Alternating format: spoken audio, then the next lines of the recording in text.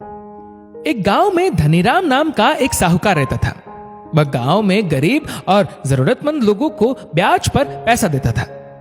घर में उनकी पत्नी और एक लौता बेटा रंजीत है, जो पास ही के शहर में बीए फाइनल की पढ़ाई कर रहा है। सेठ धनीराम अपने बेटे रंजीत की हर इच्छा को पूरा करता था, क्योंकि उनका इकलौता पुत्र जो ठहरा कॉलेज जाने के लिए बाइक भी दे रखी थी। रंजीत जब बाइक पर जाता तो उसकी माँ उसे कहती थी, बेटा ये टोपा तो सर पर लगा लिया कर। मगर रंजीत मजाक में अपनी माँ से कहता, माँ अगर ये टोपा पहन लूंगा तो तुम्हारे बेटे का सुंदर चेहरा कैसे दिखाई देगा। एक दिन गांव में ही रहते जीवन और उसकी माता जब खेतों में काम कर रहे थे तो सेठ धनीराम जीवन की माँ को कहता है कि तुम्हारे पति के देहांत को 3 महीने हो गए। मैंने तुम्हें इस दौरान ब्याज के लिए कोई तकाजा नहीं किया, मगर अब 20 साल पूरे हो चुके हैं। एग्रीमेंट के मुताबिक ये 3 बीघा जमीन मुझे सौंपनी होगी। जीवन की मां ने सेठ धनीराम की काफी मिन्नतें की कि हम ब्याज देते रहेंगे, हमसे जमीन ना ले, यही तो हमारी जीविका का सहारा है। मगर सेठ धनीराम ने उनकी एक न सुनी। उसके बाद जीवन और उसकी माता शहर आ गए और मेहनत मजदूरी कर अपना पेट पालने लगे। जीवन ने अपनी माता से पूछा, मां पिताजी ने कब सेठ धनीराम से पैसा लिया था? बेटा ये उस वक्त की बात है जब तू अभी पेट में ही था। जब तेरे जन्म का समय आया तो गांव के डॉक्टर ने कहा बच्चा ऑपरेशन से होगा और इन्हें जल्द से जल्द शहर के हॉस्पिटल में दाखिल करवाना पड़ेगा। शहर के हॉस्पिटल में कुल 50,000 का बिल बना, जो तेरे पिताजी ने 3 बीघा जमीन सेठ धनीराम के पास गिरवी रख कर लिया। साहूकार ने 5% ब्याज पर वह रकम दी और साथ में कहा कि अगर आने वाले 20 साल तक तू मेरा पैसा नहीं लौटा पाया तो ये 3 बीघा जमीन मेरी हो जाएगी। तब से लेकर जब तक तेरे पिताजी जिंदा रहे ब्याज देते रहे और मूल नहीं लौटा पाए। जब कभी उम्मीद होती थी कि इस बरस अच्छी फसल होगी तो कुछ ना कुछ साहूकार को लौटा देंगे, मगर कोई ना कोई आफत आ जाती। कई बार तो बाढ़ और सूखे की भी मार झेलनी पड़ी। एक दिन शाम के 4 बज गए, मगर रंजीत घर नहीं आया। तभी सेठ जी के फोन की रिंग बजती है। फोन उठाते ही दूसरी तरफ से आवाज आती है, सेठ धनीराम जी का नंबर है? जी मैं धनीराम ही बोल रहा हूं। सेठ जी मैं जगत राम मेमोरियल हॉस्पिटल से डॉक्टर दिनेश बोल रहा हूं। आपके बेटे का एक्सीडेंट हो गया है और उनके 2 दोस्त हमारे पास आपके बेटे को बेहोशी की हालत में लेकर आए हैं। आप जल्द से जल्द हॉस्पिटल आ जाए। रंजीत की माताजी ने पूछना चाहा क्या हुआ, मगर सेठ जी गाड़ी लेकर शहर की तरफ चल दिए। हॉस्पिटल पहुंचने पर डॉक्टर साहब क्या हुआ, मेरा बेटा अब कैसा है? कार वाला आपके बेटे की बाइक को टक्कर मारकर चला गया।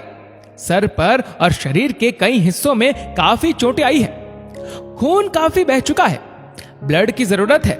हमने आपके बेटे रंजीत के ब्लड का सैंपल लिया है और आपके बेटे का ब्लड ग्रुप ओ नेगेटिव है। ओ नेगेटिव ब्लड ग्रुप के इंसान पूरी दुनिया में बहुत कम होते हैं। हमने आसपास के सभी अस्पतालों से पता किया, मगर ओ नेगेटिव ब्लड कहीं पर भी उपलब्ध नहीं है। डॉक्टर साहब कैसे भी मेरे बेटे को बचा ले। रंजीत की माता को फोन पर यही कहा है कि रंजीत अपने दोस्त के घर में है और मैं शहर किसी काम से आया हूं। अगर रंजीत की माता को यह सब पता चला तो वह जीते जी मर जाएगी। रंजीत हमारा इकलौता बेटा है। आप जितना कहो मैं पैसा खर्च करने के लिए तैयार हूं, मगर बेटे को बचा ले। सेठ जी इस वक्त पैसे की नहीं खून की जरूरत है। भगवान से प्रार्थना करें कि सुबह तक ब्लड मिल जाए। आप यहां आराम करें, सब ठीक हो जाएगा। सुबह जल्दी आकर डॉक्टर साहब ने नर्स से कहा, हमारे कंप्यूटर के रिकॉर्ड में चेक करें। पिछले 1-2 महीने में जो ब्लड चेक करवाने आई थी उनमें कोई ओ नेगेटिव ब्लड ग्रुप का है। तभी थोड़ी देर बाद नर्स ने बताया, डॉक्टर साहब हाँ एक शख्स है, तो जल्दी से उसे कांटेक्ट करो और बोलो इमरजेंसी है। Okay sir. कुछ घंटे बाद डॉक्टर साहब ने उस कमरे में जाकर जहां सेठ धनीराम आराम कर रहे थे उनको बताया, मुबारक हो सेठ जी, आपका बेटा अब खतरे से बाहर है। ओ नेगेटिव ब्लड ग्रुप वाला इंसान मिल गया और उसने खून दे भी दिया और आपके बेटे की हालत अब पहले से बेहतर है। मैं उस इंसान से मिलना चाहता हूं जिसने मेरे बेटे की जान बचाई है। सेठ धनीराम ने कहा, आओ मैं मिलवाता हूं, वह साथ वाले कमरे में ही है। उस शख्स को देखकर सेठ धनीराम हैरान रह गए। वह शख्स कोई और नहीं, जीवन था। बेटा जीवन, तुमने अपने नाम के अनुसार मेरे बेटे को नया जीवन दान दिया है। मैं दौलत के नशे में इंसानियत भूल गया था। कौन सा इंसान कब किसी के काम आ जाए ये मैं नहीं जानता था। मैंने तुम्हारे साथ बहुत अन्याय किया है। तुम्हारे पिताजी मुझे 20 साल तक ब्याज देते रहे। मेरे पास मूल से भी कहीं गुना ज्यादा पैसा आ गया था और मैंने तुम्हारी जमीन भी अपने पास रख ली। बेटा, अब मैं तुम्हारी जमीन तुम्हें सौंपता हूं। तुम वापस अपने गांव आकर फिर से खेती का काम करो और जिन लोगों से मैंने इस तरह से जमीन अपने नाम करवाई है उन सभी को मैं उनकी जमीन वापस कर दूंगा और खेती कर मेहनत करते हुए मैं अपना बाकी का जीवन व्यतीत करूंगा। अब मैं जान चुका हूं कि पैसा ही सब कुछ नहीं होता। मेरे बेटे की जान पैसे से नहीं, तुम्हारे दिए खून से बची है। सेठ जी, आप शर्मिंदा ना हो। मेरे मन में आपके प्रति कोई बदले की भावना नहीं थी। मैंने अपना फर्ज निभाया है।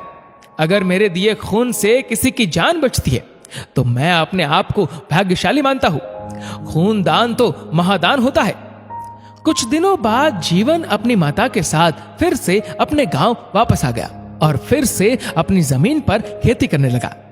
खून देकर किसी की जान बचाना सबसे बड़ा पुण्य का काम है। दोस्तों, इस वीडियो को लेकर आपकी क्या राय है नीचे कमेंट करके जरूर बताएगा। और अगर आपको वीडियो अच्छा लगा हो तो इस वीडियो को लाइक करेगा, शेयर करेगा ज्यादा से ज्यादा लोगों तक। और ऐसे ही और भी इंस्पिरेशनल वीडियोस के लिए हमारा फेसबुक पेज आज ही फॉलो करें। धन्यवाद।